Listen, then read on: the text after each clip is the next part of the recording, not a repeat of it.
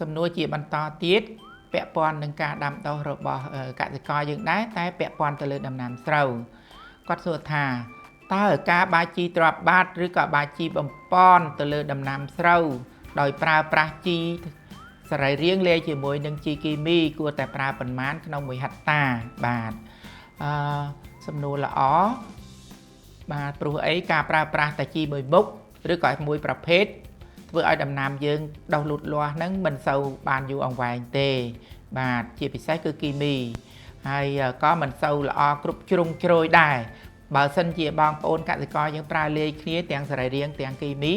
ធ្វើឲ្យការដុះលូតលាស់របស់ដំណាំយើងហ្នឹងគឺល្អបំផុតបាទ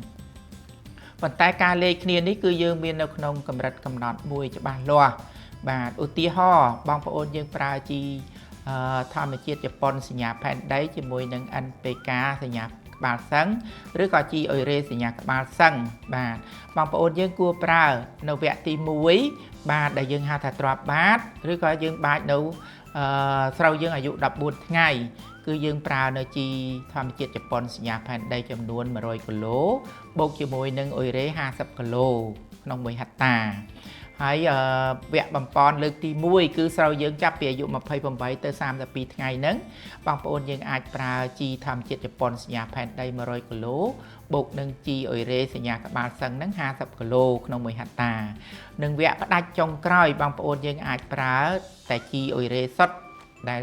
សញ្ញាក្បាលសឹង50គីឡូក្នុង1ហិកតាជាការល្អសមស្របបាទតែនេះចំពោះ